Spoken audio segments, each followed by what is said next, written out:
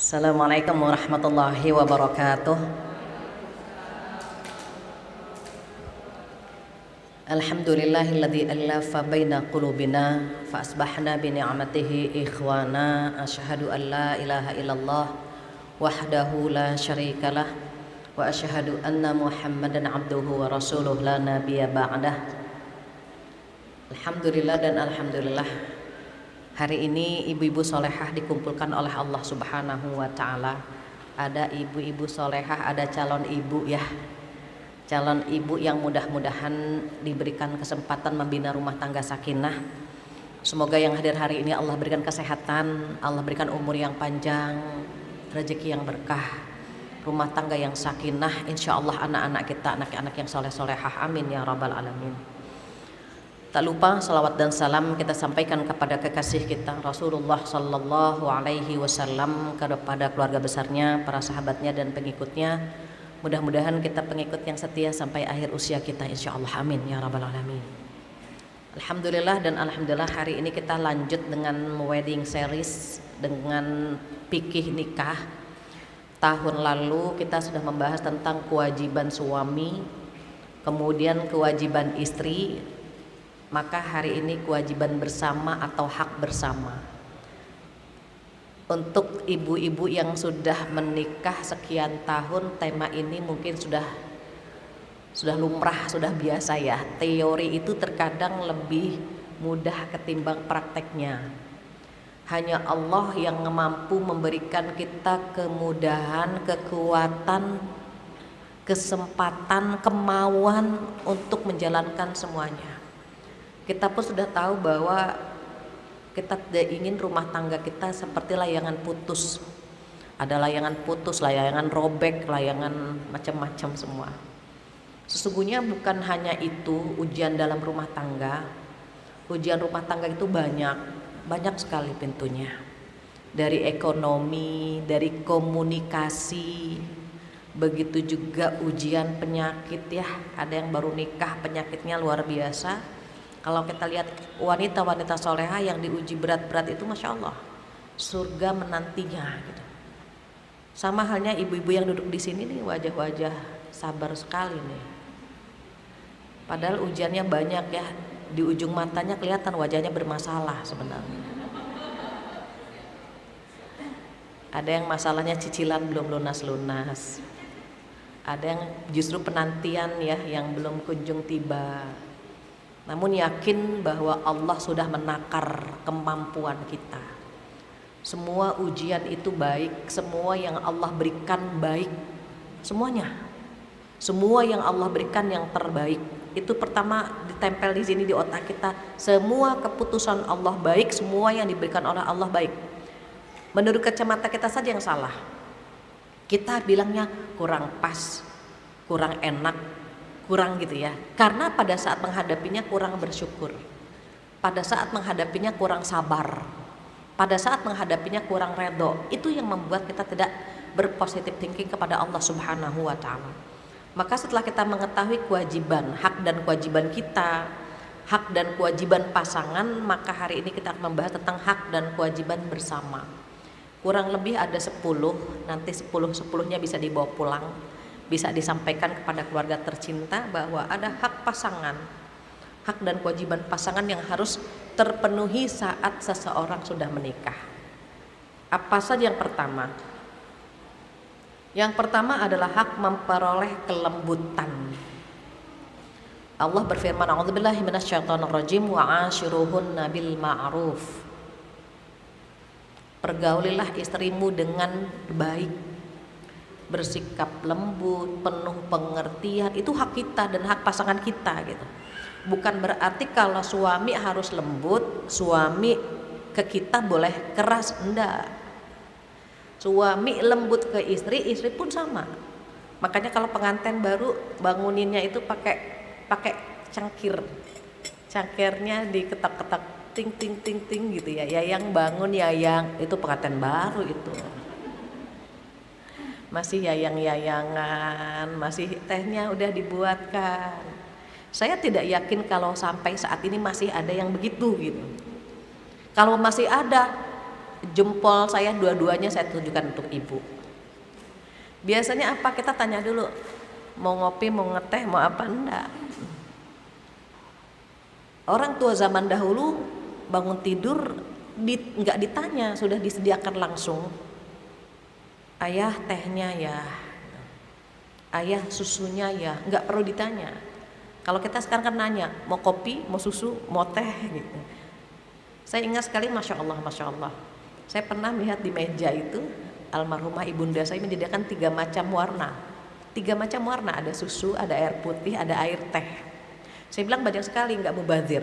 Nanti sisanya ibu yang minum, tergantung ayah mau pilih yang mana coba. Masih menemukan sosok seorang istri seperti itu gitu. Sekarang saya nggak bisa ngikutin seperti itu. Nanya dulu biar nggak mubazir alasannya gitu ya. Padahal malas.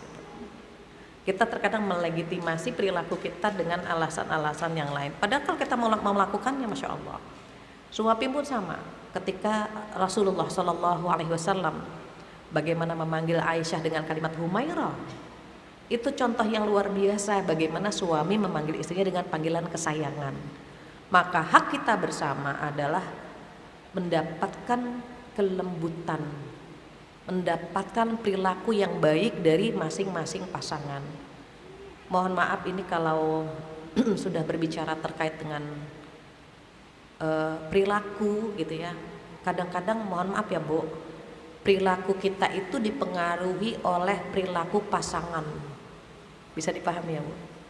Orang baik tapi karena pasangannya kurang baik, dia akan mengatakan, saya capek Bu berperilaku baik terus sama dia, dianya nggak begitu, akhirnya kita terpengaruh tuh Bu.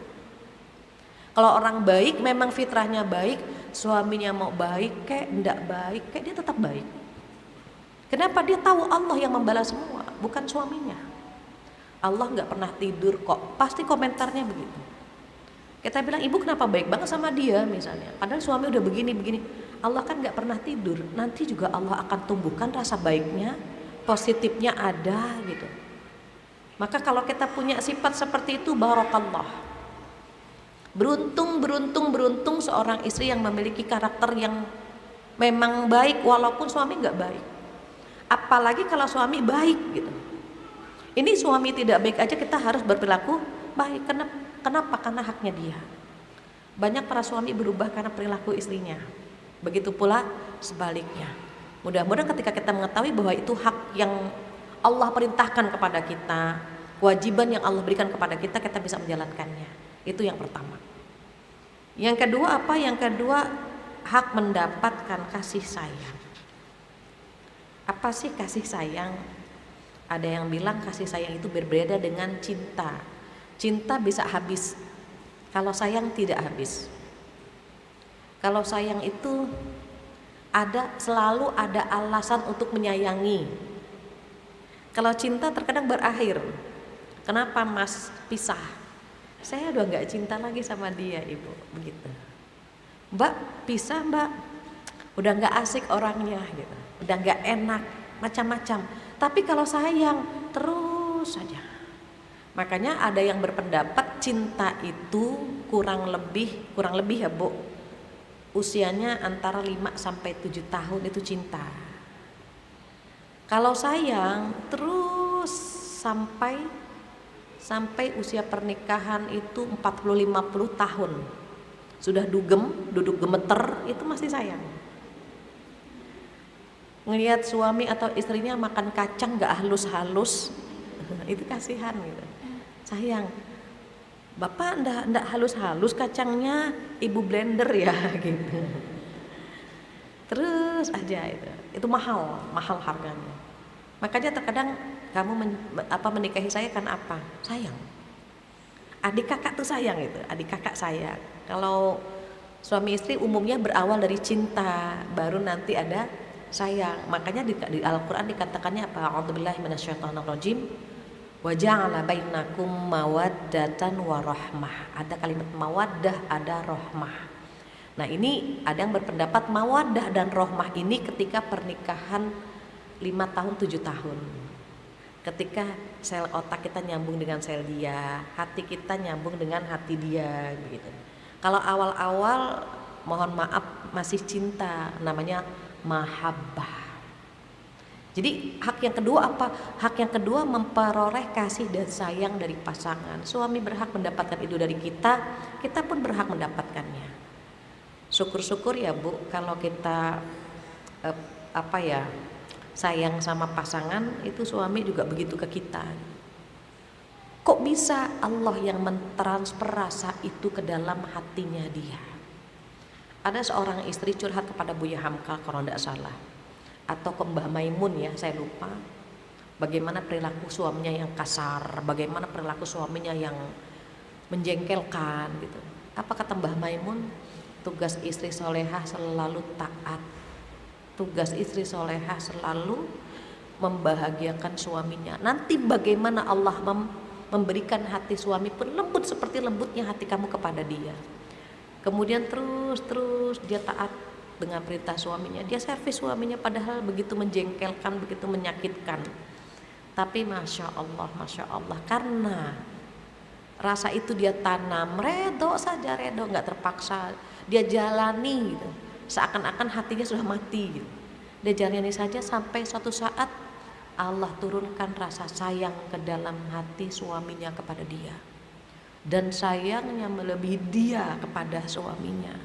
Siapa yang merubah, siapa yang mengganti, siapa yang mentransfer? Allah Subhanahu wa ta'ala. Allah itu yang menggenggam hati kita, benci jadi cinta, cinta jadi sayang, dan seterusnya. Itu Allah semua pemiliknya, bukan kita, bukan Allah. Maka kalau ada yang bertanya, kok bisa ya dia nikah sama fulan, kok bisa ya fulan nikah sama fulana, kok bisa? Oh sangat bisa. Karena yang menumbuhkan rasa itu adalah Allah Subhanahu wa ta'ala. Ada mungkin di antara kita yang nikah dengan orang yang dunia kita benci banget sama dia, ternyata nikah. Berantem terus dari SD berantem, SMP berantem, nikah gitu ya. Siapa yang mempertemukan? Allah Subhanahu wa ta'ala. Maka hak kita bersama adalah mendapatkan kasih sayang, mawaddah tadi. Kemudian yang ketiga apa? Yang ketiga hak bersama adalah memperoleh keturunan. Ibu pernah dengar nggak child free? Child free, ada seorang wanita mau nikah tapi nggak mau punya anak. Alasannya apa? Ribet, capek, pokoknya males deh kalau punya anak gitu. Salah satu tujuan pernikahan adalah mendapatkan keturunan. Mengapa? Karena keturunan itu yang kelak menjadi jembatan antara hati kita dengan hati pasangan. Suami istri kalau lagi cekcok, mojok-mojokan tuh Bu, suami mojok di sana, nanti istri mojok di sini sambil megang HP. Kalau ada anak, ibu anak datang gitu ya, nanti dia yang nyatukan kita dengan pasangan tuh anak. Kalau belum ada anak ngambeknya lama. Kalau belum ada anak ngambeknya lama, kalau sudah ada anak ngambek tapi anak menyatukan itu. Ayah sama ibu tuh tidurnya di atas dong bareng sama aku, jadi di atas bareng-bareng. Coba kalau nggak ada anak, bisa pisah ranjang, dia di mana, kita di mana gitu. Tapi karena anak bilang, aku maunya tidur sama ayah sama ibu, ayah dan ibunya mau tidur di atas tempat tidur yang sama. Kenapa? Demi anak gitu. Atau dibalik, anak yang bilang, bapak jangan di sini, ngalah juga bapaknya kan gitu. Bapak di kamar sebelah misalnya, itu anak Masya Allah. Bukan hanya di dunia dia merekatkan hati kita dengan pasangan, di surga pun insya Allah anak memberikan syafaat. Ibu-ibu yang masih punya orang tua, kebetulan orang tuanya sudah tidak ada, jangan pernah lupa berdoa, Rabbighfirli wali walidayya warhamhuma kama rabbayani shaghira. Jangan lupakan doa ini. Seorang ayah, ini hadis riwayatnya insya Allah sahih. Seorang ayah punya dosa banyak sekali. Ketika dibangkitkan dari kubur, dosa yang setinggi bukit tinggal segundukan pasir saja. Kemudian hamba Allah ini bertanya, ya Allah, apa amal ibadahku yang istimewa? Aku gak punya. Tapi bagaimana dosaku yang setinggi bukit hanya tinggal gundukan pasir saja? Apa jawab Allah? Itu adalah doa anakmu. Anakmu setiap hari minta ampun kepadaku. Dia berdoa agar diampuni dosanya dan dosa kedua orang tuanya. Karena anakmu yang minta, kata Allah, aku gak bisa menolaknya. Maka dosamu yang setinggi bukit berkurang karena doa anak-anakmu. Bayangkan kalau kita punya anak, kemudian dia dibilang, ya Allah ampunilah dosaku ya Allah, dan dosa kedua orang tuaku. Kita dengernya rasanya mau nangis ibu. Ya Allah, dia mendoakan kita. Dia mendoakan orang tuanya agar diampuni dosa-dosanya. Maka ayah tersebut yang dosanya setinggi bukit berkurang karena doa anaknya. Beruntung sekali kalau kita punya anak-anak yang mendoakan kita. Terus yang belum punya keturunan bagaimana? Anak itu bisa anak ideologis, bisa anak biologis. Kalau anak dari darah daging kita namanya anak biologis. Kalau anak asuh, anak didik, namanya anak ideologis, sama insya Allah. Karena anak itu kan Allah yang memberikan. Jadi kalau ada anak asuh, anak didik mendoakan kita, insya Allah sama. Akan mampu menghapus dosa-dosa kita insya Allah. Jadi hak bersama memiliki keturunan. Ada perempuan yang gak mau hamil gitu ya, sampai suaminya bertahan sudah sekian tahun karena memang gak mau punya keturunan, ya cerai, pisah. Kenapa? Tujuan saya menikah agar saya mendapatkan keturunan, dia bilang. Kalau kamu gak mau hamil, berarti saya menikahi wanita yang salah gitu. Bagaimana mungkin saya menikah begini-begini saja gitu ya. Makanya beruntung ibu kalau punya keturunan itu, kurangi mengeluhnya. Di satu sisi kita lelah, memang ibu punya anak itu lelah, tidur kurang, apalagi kalau anak sakit itu pasti tidur kita kurang, jalan-jalan kita kurang, lebih banyak di rumah gitu. Tapi di sisi yang lain, berapa banyak orang mengeluarkan uang ratusan juta untuk mendapatkan keturunan. Kita dikasih tanpa mengeluarkan anggaran sebesar itu. Kita dikasih, kemudian dia nanti menjadi penyejuk hati kita. Jadi kalau ada keturunan, doanya apa bu? Kalau belum punya keturunan, yang belum punya keturunan doanya ada di surat As-Saffat ayat 100, Rabbi habli minas sholihin, itu doanya. Yang belum memiliki keturunan, doanya Rabbi habli minas sholihin di surat As-Saffat ayat 100. Di mana sih As-Saffat? Setelah Yasin. Setelah surat Yasin, nah itu surat As-Saffat ayat 100 ada doa itu. Kalau yang sudah punya keturunan apa? Di surat Al-Furqan ayat 70 sekian, 78 atau 87 saya lupa, doanya apa? Rabbana hablana min azwajina wa dzurriyyatina qurrata a'yun waj'alna lil muttaqina imama. Itu jangan lupa doa itu setiap habis sholat 5 waktu. Maka itu hak yang ketiga. Hak bersama yang ketiga adalah memperoleh keturunan atau memperoleh anak. Yang keempat apa? Yang keempat adalah mendapatkan kepercayaan, saling percaya gitu. Jadi kalau suami keluar pintu mau mencari nafkah, udah kita percaya dia benar-benar ingin menjemput rezeki itu untuk kita dan anak-anak kita, sudah husnuzon saja. Kita pun sama, kalau kita mau pergi ngaji, suami percaya sama kita, jangan sampai was-was gitu. Cemburu boleh, cemburuan jangan. Cemburu boleh, itu hak, nanti ada hak ya, ada hak cemburu. Tapi kalau cemburuan jangan.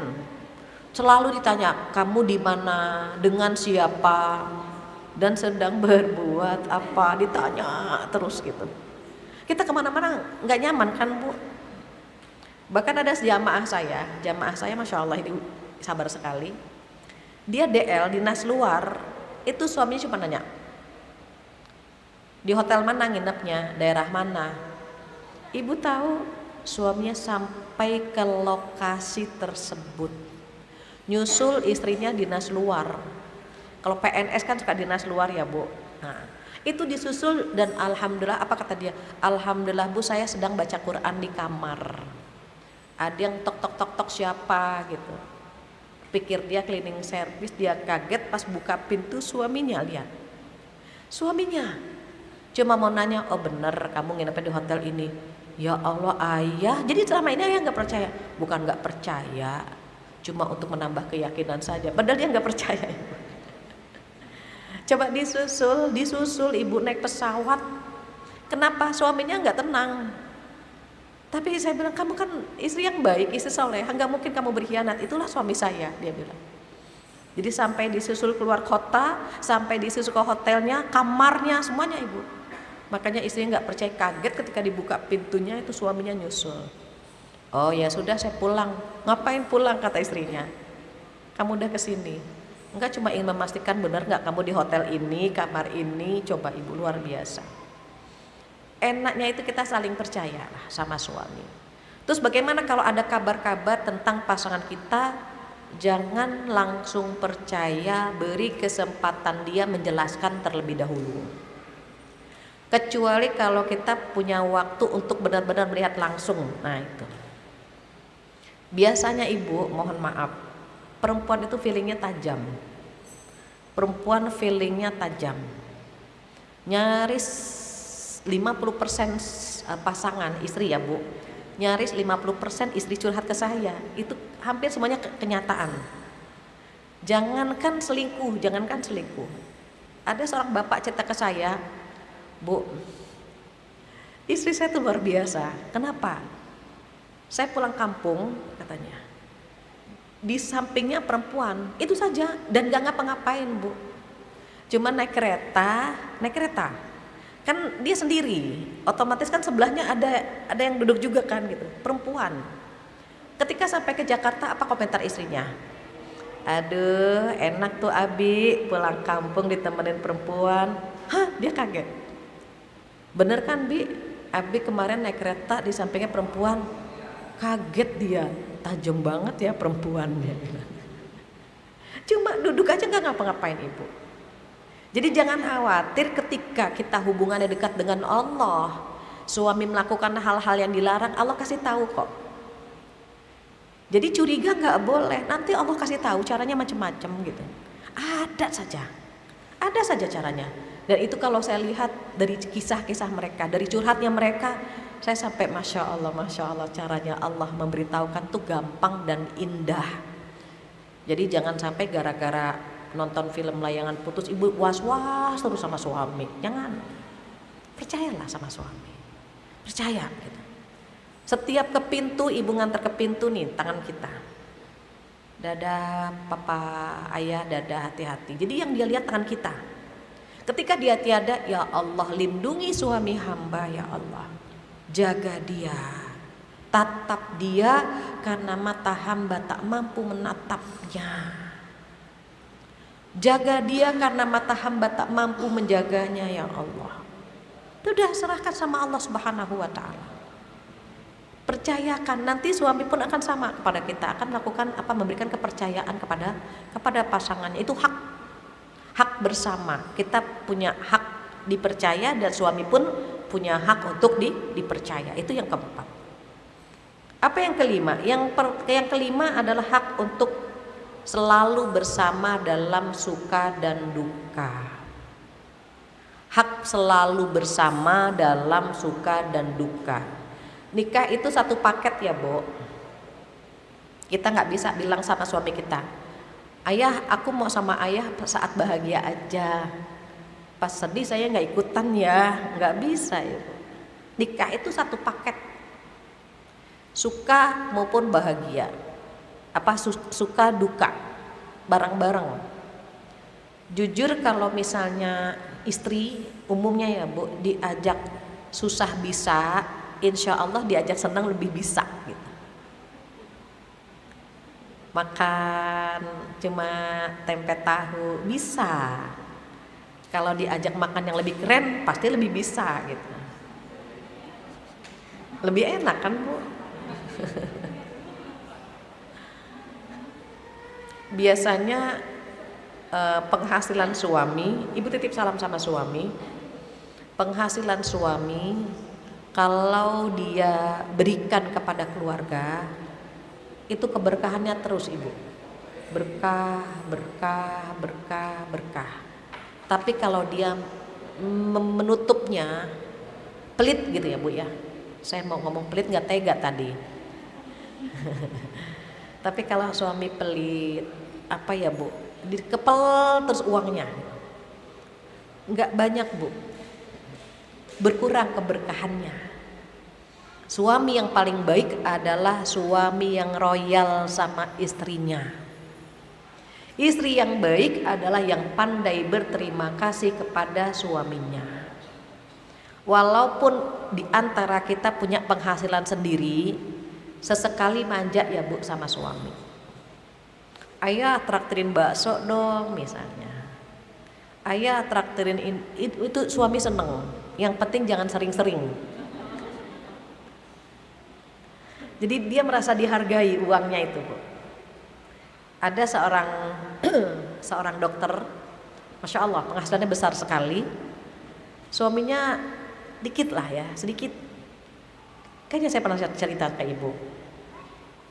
Jadi katakanlah kalau misalnya dokter itu penghasilan per harinya 5 juta, ibu tinggal hitung ya berapa sebulannya. Sehari 5 juta, sementara suaminya cuma UMR saja. Jauh kan bu, penghasilan istri per hari dia sebulan gitu. Tapi istrinya itu menyimpan slip gajinya, nggak pernah dia tunjukkan kepada suaminya. Sampai suatu hari mereka pindah. Ketika pindah, slip gajinya jatuh. Kagetlah suami ketika melihat slip gaji istrinya itu. Itu dia ketika cerita kepada saya itu nangis ya bu. Dia bilang apa? Bun, gaji bunda sebesar ini sebulan. Kaget isunya. Ayah dari mana itu gitu? Enggak, ayah cuma nanya ini slip gaji bunda gitu. Ini tanggalnya ada kok tercantum di sini. Kan kalau slip gaji ada tanggal bu semuanya. Apa kata suaminya? Bun, saya nggak pernah beliin bunda emas, nggak pernah membelikan bunda pakaian, nggak pernah membahagiakan bunda, kata dia. Kalau saat ini bunda nggak kuat bersama saya ceraikan nggak apa-apa, coba ibu. Dia merasa ya Allah penghasilan istri besar, tapi istrinya nggak pernah sombong, nggak pernah menunjukkan hal-hal yang melukai lah bu, yang nggak pernah. Itu pun suaminya segitu sensitifnya. Bunda bahagia nggak nikah dengan ayah? Bahagia, ayah bahagia gitu. Udah jangan pikirkan slip itu, jangan pikirkan, kata suaminya. Kata istrinya gitu. Tapi ini slip gaji bunda kan gitu ya. Kalau sekarang bunda minta cerai pun Allah ayah ceraikan, coba ibu. Betapa bu, dia minder gitu. Langsung dia peluk suaminya, dia peluk mohon maaf. Dia bilang saya tidak bermaksud menyembunyikan ini dari ayah. Saya hanya ingin mendampingi ayah saat suka dan duka saja. Saya tidak ingin ayah terluka dengan slip gaji ini. Saya tidak ingin merepotkan ayah saat saya harus mengajak ibu saya ke rumah sakit gitu. Jadi karena ibunya dia sakit bu, ibunya istrinya sakit, dia nggak ingin merepotkan suaminya. Jadi biaya itu untuk berobat ibunya gitu. Saya tidak ingin ayah repot, saya tidak ingin gitu ya. Dia bilang apa ya Allah Bu Fatihah, saya gak terbayang kalau ada istri sengaja memamerkan slip gaji itu, saya gak habis pikir, kata dia. Ini saja saya shock banget. Kenapa? Karena suami sangat-sangat sensitif ketika melihat slip gaji. Ada kan yang sengaja ya Bu, ayah ini slip gajiku. Ayah slip gajinya mana? Enggak perlu. Ya udah bareng-bareng aja gitu. Kalaupun suami tahu, ya sudah kita sampaikan ke suami apa? Ayah, rezeki anak-anak itu ada yang lewat ayah, ada yang lewat ibu. Itu kan rezeki dari Allah semua gitu. Tapi kalau kebetulan rezekinya banyak dari suami, ya sampaikan, nggak apa-apa. Ayah ternyata barang-barang sekarang naik ya. Padahal ibu pengen deh yang dari ayah itu cukup buat ibu. Ibu pengen banget berapapun yang ayah kasih buat ibu itu cukup. Tapi di luarnya yang bikin gak cukup gitu. Minyak naik, telur naik, cabai naik, gitu mintanya gitu bu. Ada alasannya gitu. Nanti ketika ayah Bu Fatihah salam, katanya kalau suami royal sama istri rezekinya berkah gitu. Kenapa? Karena kan istrinya akan reda mendoakan suami. Tapi benar-benar doakan ya Bu, sebut nama suami. Ya Allah sehatkan badannya dia, berkahi rezekinya, satukan hatiku dengan hatinya. Itu doakan. Berapa kali Bu sehari mendoakan suami? Jarang, sebulan sekali. Kalau bisa setiap hari. Setiap hari dia tidur aja kita tetap doakan, ya Allah sehatkan badannya dia. Ya Allah berikan dia keberkahan, kekuatan, kesolehan, terus doakan. Itu satu paket ya Bu, suka dan duka. Apa yang keenam? Yang keenam adalah hak untuk berhias. Berhias, berpenampilan rapih. Bukan hanya perempuan yang harus rapih, laki-laki pun harus rapih. Terus kalau laki-laki gak pernah rapih bagaimana? Ayah dulu Umar bin Khattab rapih loh di rumahnya begitu. Umar itu senang berhias di rumah. Sebagaimana apa kata Umar? Aku suka berhias sebagaimana aku suka istriku berhias untukku. Makanya Umar penampilannya selalu stylish. Di rumah itu stylish, rapih gitu. Jadi kita jangan balas gini, lah ayahnya juga sarungan mulu, kita juga dasteran mulu lah gitu. Apalagi ini hari Sabtu, hari Ahad kan nggak kerja nih Bu, suami nggak kerja. Berpenampilan menarik lah. Nggak perlu ke salon nggak apa-apa, minimal mohon maaf. Nih bedak, sifat mata, itu minimal tuh Bu. Ya kalau mau pakai lipstik silahkan lah. Yang wajar saja, jangan sampai terlalu rapi nanti suami nanya, ibu mau kemana gitu. Rapi aja, ibu lihat tembok kalau dicat, cakep kan? Coba kalau temboknya udah warnanya udah kusam, nah kita ngeliatin tembok jangan-jangan itu wajah kita gitu. Cepet-cepet dicuci terus pakai bedak, wajar aja gitu, wajar. Niatnya apa? Ya Allah, aku niat berhias untuknya. Jadi nanti dia liatin kita tuh seneng. Mama hari ini cantik banget, masya Allah gitu. Nanti dia juga kan rapi. Dia akan berpenampilan menarik juga. Itu hak ya Bu.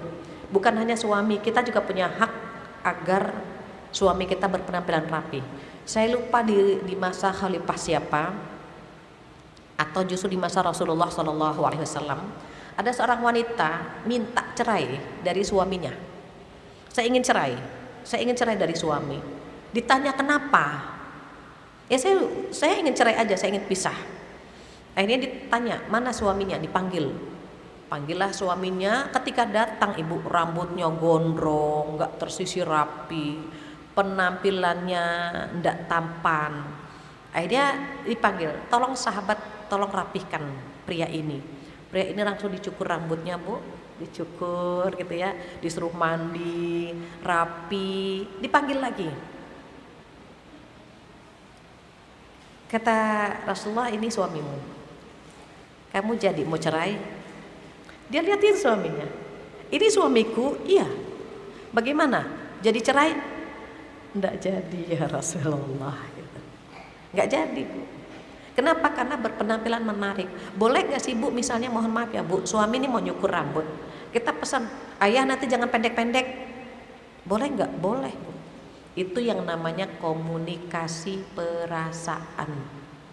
Kita mau ke salon, mau potong rambut, nanti modelnya yang agak keren ya, jangan yang kayak kemarin kayak batok misalnya. Boleh Bu, itu hak itu suami istri. Itulah komunikasi perasaan, boleh Ibu. Saya selalu pesan kalau suami mau nyukur, saya bilang jangan terlalu pendek. Kenapa? Seperti kita melihat perwira Bu di rumah. Jadi agak panjangan sedikit saya bilang. Itu komunikasi perasaan itu sebetulnya boleh. Kenapa? Karena kan kita akan menatap dia setiap hari, dia pun menatap kita setiap hari. Boleh nggak nih ibu-ibu yang rambutnya sudah meninggalkan dunia hitam dicat warnanya, boleh nggak? Boleh bu, selama suami suka. Kalau suami bilang jangan dicat, justru ayah lebih suka ngeliat rambut ibu putih warna-warni gitu, seneng banget gitu. Ya sudah, jangan dicat. Tapi kalau ayah boleh nggak sekali-kali, boleh, nggak apa-apa. Tapi yang pantas ya bu sama warna kulit gitu, yang pantas sama lekuk tubuh wajah kita. Kan ada yang rambut diwarnain pantas gitu ya bu ya. Ada juga yang kalau rambut diwarnain tuh kita ngeliatnya tuh aneh gitu. Kayak ngeliat siapa gitu, kayak ngeliat sapuduk berjalan. Ada yang pantas, ada yang tidak gitu. Saya terkadang izin, cuman nggak usah ya sudah gitu. Paling kalau mau potong, nggak apa-apa bu. Itu hak bu. Hak suami, hak melihat kita cantik. Kita pun berhak melihat suami tampan. Itu hak gitu. Itu hak bersama gitu ya. Maka perlu disampaikan terkait dengan hak yang ke-6 ini. Yang ketujuh apa? Yang ketujuh adalah hak pelayanan dan hubungan intim. Dilayani sesekali boleh ibu, melayani suami. Misalnya gini, suami bilang gini, bu pengen deh makan rendang, nggak apa-apa masakin.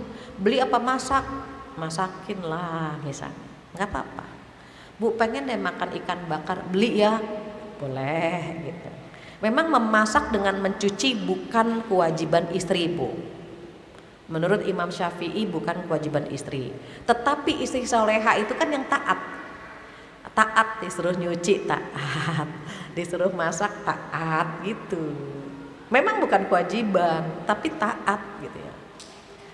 Kalau Imam Syafi'i nih bu, kewajiban suami itu memberikan sandang, pangan, papan. Sandang, pangan, papan itu kewajiban suami. Jadi kalau misalnya istri bajunya udah banyak lubang anginnya, itu suami harus belikan baju baru tuh bu. Tapi jangan sengaja juga ibu beli baju yang lubang anginnya banyak biar suami belikan, enggak juga. Itu sandang, pangan, papan. Tapi diingat kewajiban kita adalah taat kepada suami. Kalau misalnya dia pengen makan ini, pengen makan itu, pengen melihat kita berpenampilan menarik, ya taat saja. Itu kan ciri-ciri istri solehah begitu. Jika dilihat menyenangkan, jika diperintah dia taat. Jika suami tidak ada, dia menjaga kehormatan dan harga dirinya. Maka mohon maaf, kalau suami punya kepentingan dengan tubuh kita itu bu, harus taat bu. Kecuali kalau kita lagi sakit atau kita merasa nggak mood ya bu, capek banget, ayah capek banget gitu. Kalau besok aja gimana, dirapel deh ya gitu misalnya, nggak apa-apa. Kalau menurut survei perempuan usia 40 ke atas sudah males. Ibu belum ada 40 ya.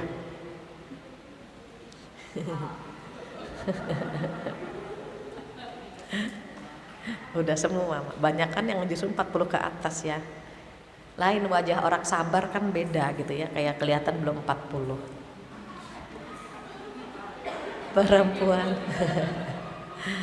Perempuan ketika 40 ke atas itu katanya udah mulai malas. Laki-laki 40 ke atas masih kuat gitu. Iya kata ibu, iya. Jadi gimana dong, diimbangi ya bu, diimbangi minum suplemen gitu, nggak apa-apa bu. Suplemen yang herbal kan bagus juga, suplemen yang herbal minum, bukan obat ya bu, suplemen vitamin gitu. Kalau kita stres banyak pikiran itu mengurangi mood. Jadi buat suasana. Nih tempat tidur jangan ada bau pesing misalnya, spray ganti, malam Jumat spray ganti tuh bu.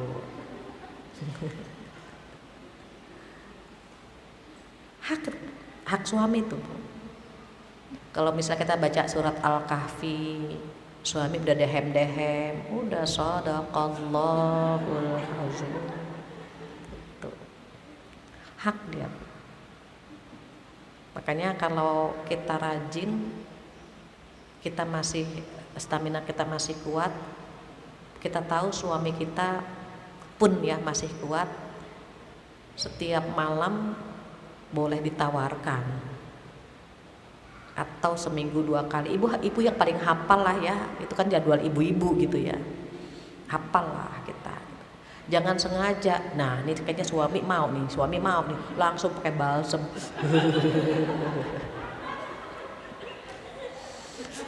Kenapa Bu? Badan lagi nggak enak. Nggak boleh tuh Bu, kalau sengaja ngeles lagi, besok apa lagi ya, nggak boleh. Itu hak dia. Nanti ibu perhatikan, dia bahagia sekali ibu kalau sudah dapat jatah tuh, bahagia sekali. Perhatikan, dia langsung tidur nyenyak. Besoknya mama mau makan apa, bahagia banget dia Bu. Kita ditanyain terus mau makan apa, ada duren, mau duren enggak, sayang banget Bu. Kalau udah kasih jatah dia akan sayang. Itu haknya dia. Kita pun sama ibu. Mengapa perempuan itu perlu ditanya? Umar bin Khattab itu pernah nanya Hafsah ibu, ya Hafsah, berapa kuat perempuan tidak melakukan hubungan intim? Itu Umar bertanya begitu. Apa jawab Hafsah? Ayah tuh khalifah, ngapain ayah nanya beginian gitulah, ngapain ayah ngomong begini, nanya ini.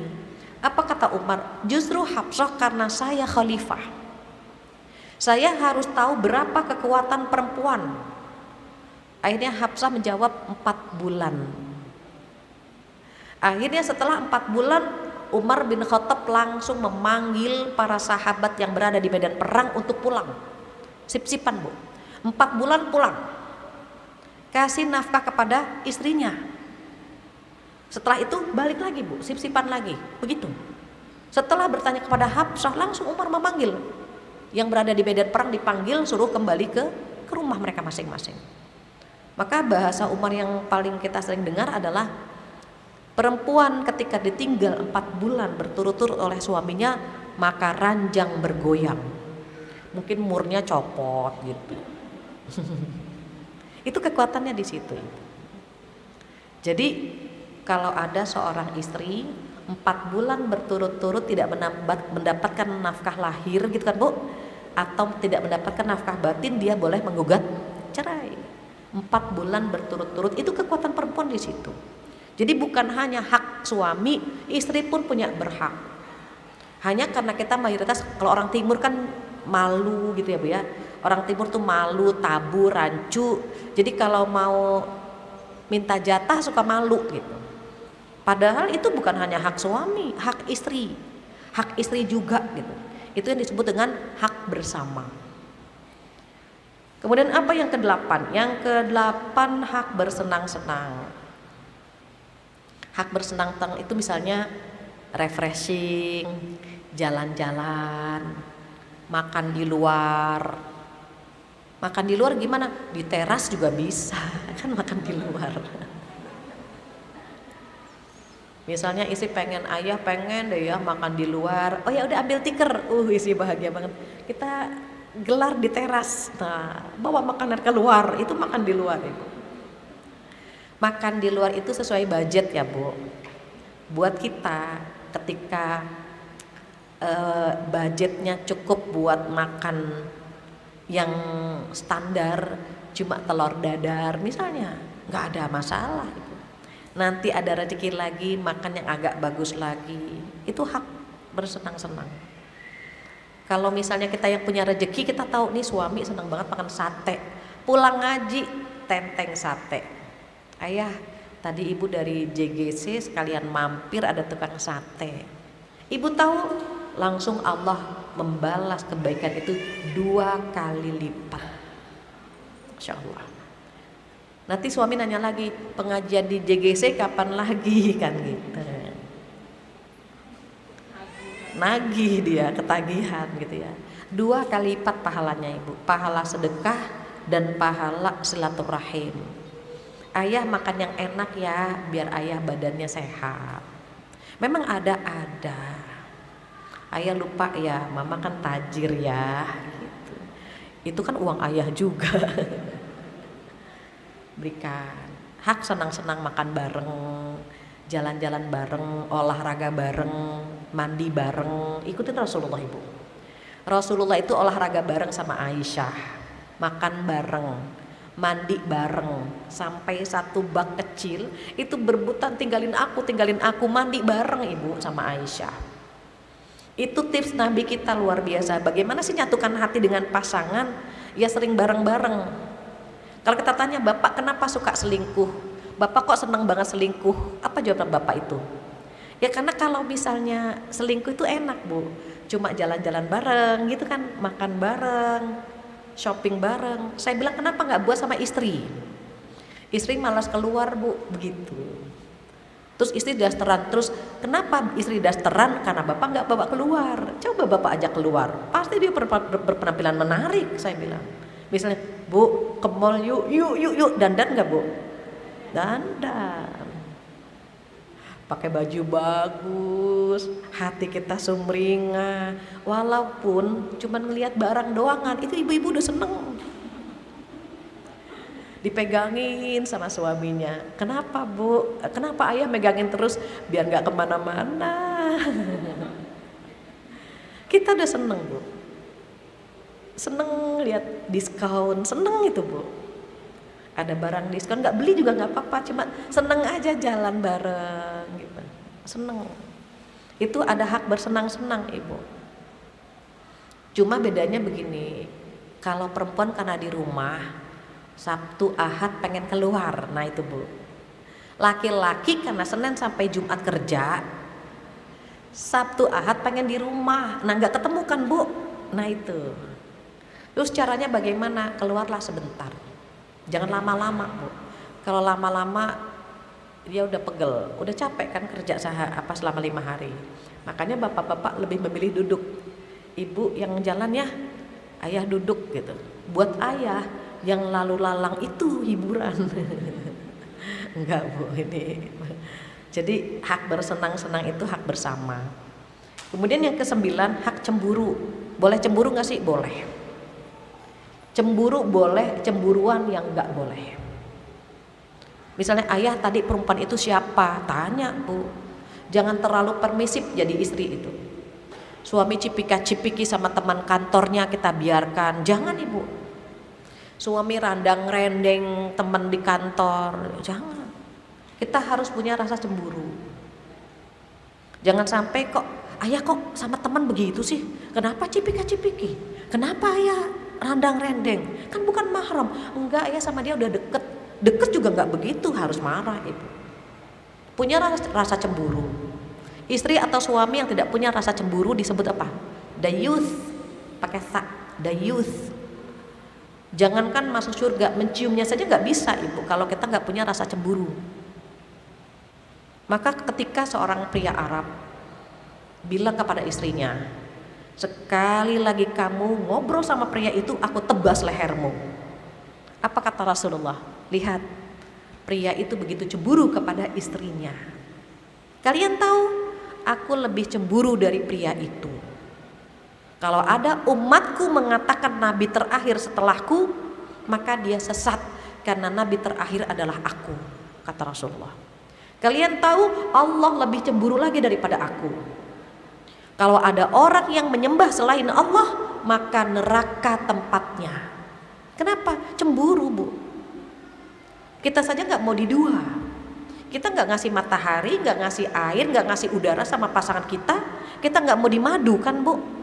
Sekarang Allah yang ngasih udara, ngasih matahari, ngasih air sama kita. Tiba-tiba kita tega menduakan Allah. Dosa besar Ibu. Maka dosa besar itu ya neraka tempatnya. Maka berlindunglah dari sifat syirik. Jangan pernah bersifat syirik, jangan pernah melakukan kesyirikan. Apa syirik?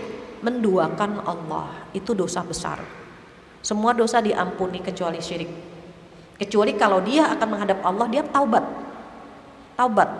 Jika pernah datang ke paranormal, membenarkan apa yang disampaikannya, 40 hari, 40 malam sholat kita tidak diterima. Taubatlah langsung. Taubat.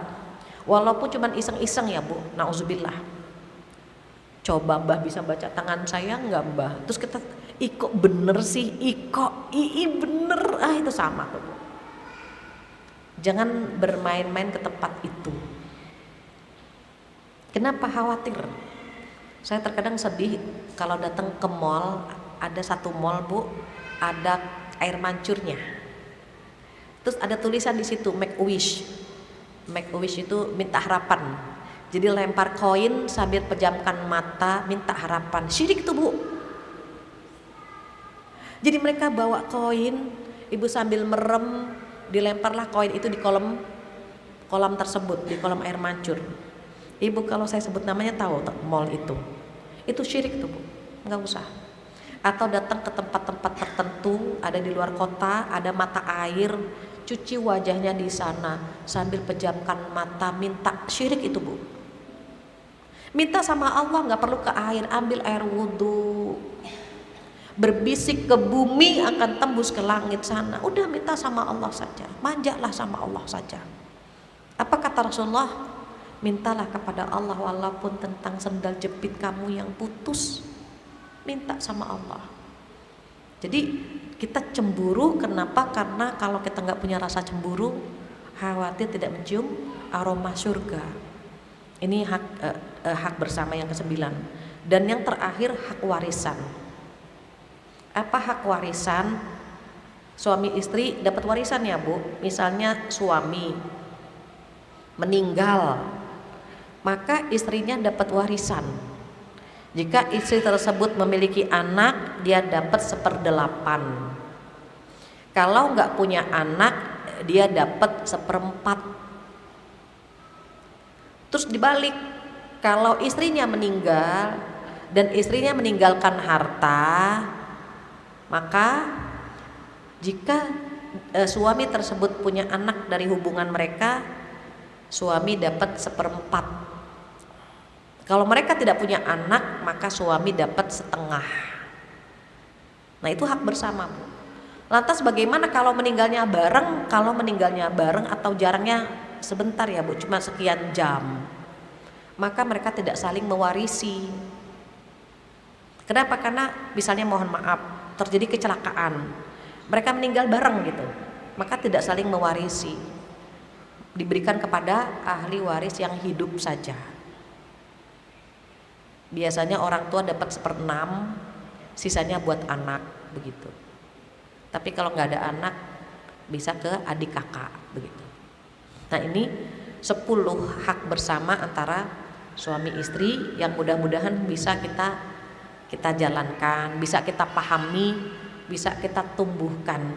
Jadi bukan hanya hak kita, bukan hanya hak pasangan kita, tidak, tetapi hak bersama bahwa kita dengan pasangan masing-masing berhak mendapatkan 10 poin ini.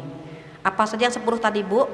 Yang pertama hak mendapatkan kelembutan, kedua mendapatkan kasih sayang, ketiga memperoleh keturunan atau anak, kemudian yang keempat mendapatkan kepercayaan, yang kelima hak bersama suka dan duka, kemudian hak berhias, hak melihat pasangannya cakep gitulah.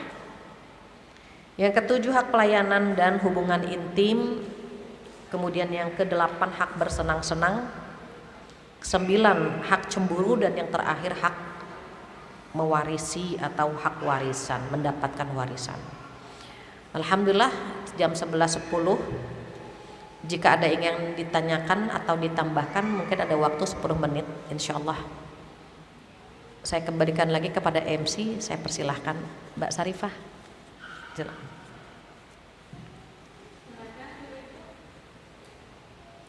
Adakah yang ingin ditanyakan, ditambahkan atau dikurangi? Ada waktu 5-10 menit. Silahkan Ibu di belakang.